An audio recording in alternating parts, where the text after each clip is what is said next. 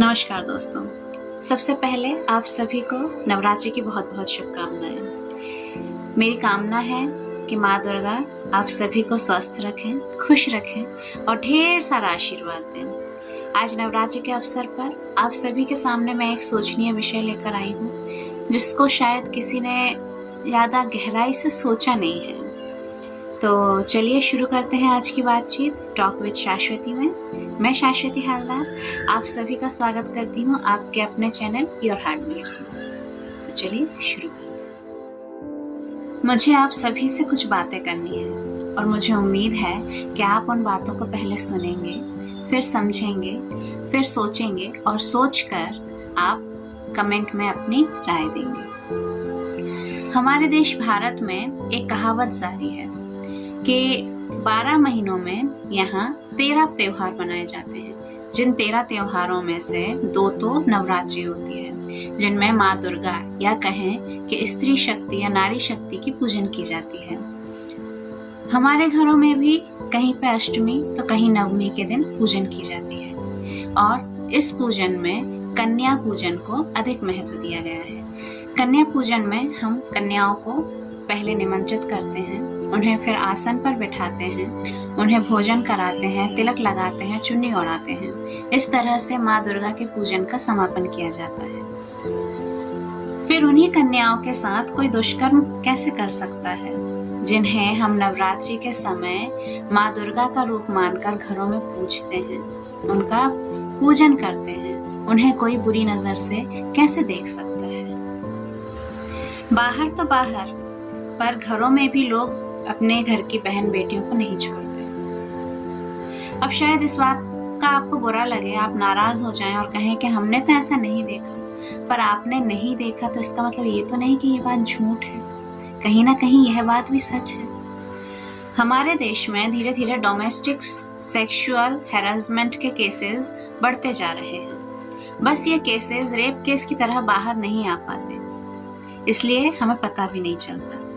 और ये बाहर इसलिए नहीं आ पाते हैं क्योंकि विक्टिम कभी कभी ये सोचता है कि उसे कोई समझेगा नहीं, कोई सुनेगा नहीं, और यदि किसी ने सुन भी लिया तो उसी को गलत ठहराया जाएगा, जो कि हमेशा होता आया है।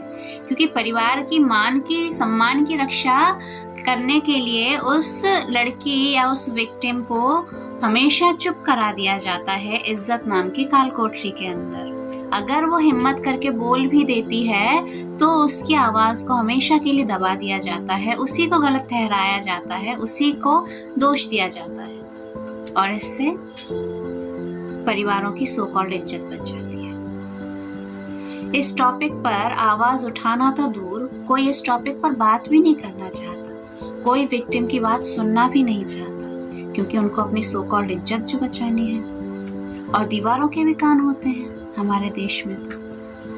और ऐसा करके घर वाले सोचते हैं कि प्रॉब्लम सॉल्व हो गई। पर मुझे एक बात बताइए, यदि सामने से कोई सांड आपकी तरफ आ रहा है और आपने उसे देखकर आंखें बंद कर ली, तो क्या प्रॉब्लम सॉल्व हो गई? नहीं। ठीक इसी तरह यह प्रॉब्लम भी विक्टिम की आवाज को दबाने से, उसको चुप कराने से या एक्शन ना लेने से यह प्रॉब्लम सॉल्व नहीं होती है, बल्कि जो एक्यूज्ड है उसकी हिम्मत और बढ़ जाती है। आज वो किसी और के साथ कर रहा है, कल किसी और के साथ करेगा, उसकी हिम्मत बढ़ती जाएगी, क्योंकि कोई उसे रोक नहीं रहा, कोई उसे टोक नहीं रहा, कोई उसके खिलाफ कोई एक्शन ही नहीं ले रहा है। पर क्या ये सही है?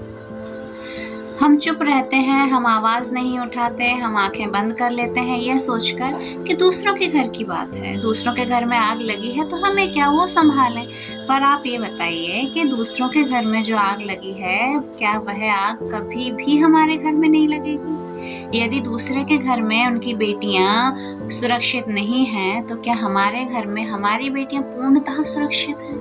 क्या हमारे घर परिवार में, दूर के रिश्तेदारों में जिनका आना जाना हमारे घरों में है, क्या वो सभी एकदम साफ सुथरे चरित्र वाले हैं? क्या सभी हम जैसे हमारी बेटियों को देखते हैं उसी नजर से हमारी बेटियों को वो लोग देखते हैं? क्या आप इतना विश्वास से आप कह सकते हैं? यदि नहीं तो हमें जागने की जरूरत है, हमें आवाज उठाने की जरूरत है, हमें उन लड़कियों को, उन विक्टिम्स को हिम्मत देने की जरूरत है। क्योंकि कहीं ना कहीं इस सो कॉल्ड इज्जत और सो कॉल्ड समाज के चक्कर में कई लड़कियां, कई विक्टिम्स रोज रोज डोमेस्टिक सेक्सुअली हरेसमेंट हो रही है, जो कि सही नहीं है, ना उनके मेंटल हेल्थ के लिए, ना उनके फिजिकल हेल्थ के लिए। और देश के हित में, देश के विकास में कहीं ना कहीं हम लड़कियों का भी हाथ होता है। तो हमें एकजुट होना है, हमें इस बात को समझनी है। अंत में 2 पंक्तियां कहकर मैं अपनी वाणी को विराम देना चाहूंगी कि काम लोभ पल रहा ऐसे रिद का सर्वनाश हो, काम लोभ पल रहा ऐसे रिद का सर्वनाश हो प्रसार नारी शक्ति का, हो प्रसार नारी शक्ति का असुरों का फिर विनाश हो प्रसार नारी शक्ति का असुरों का फिर विनाश हो। दोस्तों, मेरे अकेले के सोचने से कुछ नहीं होगा। यह एक सामाजिक विषय है जो कि घरों के किसी न किसी कोने में, अंधेरे में गुम है, दबी हुई है। गुम नहीं है, दबी हुई है, उसको दबा दिया गया है। हम सभी को आवाज़ उठाने की ज़रूरत है, समझने की ज़रूरत है कि ये बात छोटी बात नहीं है, ये भी बहुत बड़ी बात है और हमें समझ के इसके खिलाफ एक्शन लेने की ज़रूरत है। मैं माँ दुर्गा से यही प्रार्थना करूँगी कि जो विक्टिम्स हैं उनको हिम्मत दें आवाज़ उठाने की, और जो हम उनके साथी बन सकते हैं हमें भी हिम्मत दें कि हम उनका साथ दे सकें।